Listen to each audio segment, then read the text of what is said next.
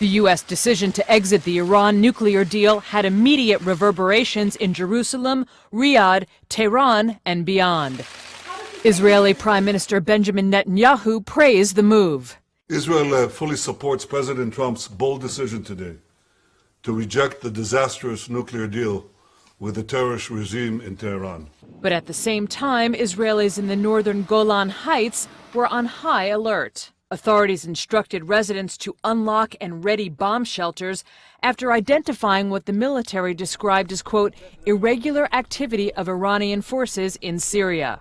Israel sees Iran as its primary regional rival, and Netanyahu has pressed successive U.S. administrations for a tougher line on Tehran.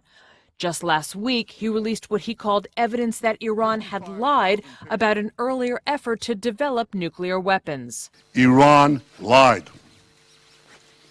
Big time. And that may have had an impact on U.S. President Donald Trump's decision to quit the deal and reimpose American sanctions on Iran. Last week, Israel published intelligence documents, long concealed by Iran, conclusively showing the Iranian regime and its history of pursuing nuclear weapons. U.S. ally Saudi Arabia, another regional rival of Iran, also praised the move.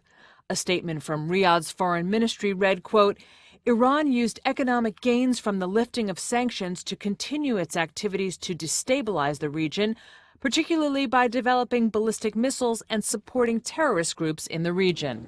Saudi forces are engaged in a prolonged and bloody air war against Iranian-backed militants fighting in neighboring Yemen.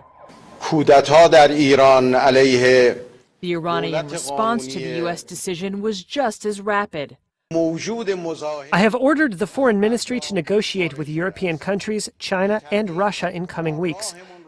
If, at the end of this short period, we conclude that we can fully benefit from the JCPOA with the cooperation of all countries, the deal would remain. But if our interests are not protected, we will announce the Islamic Republic's decision.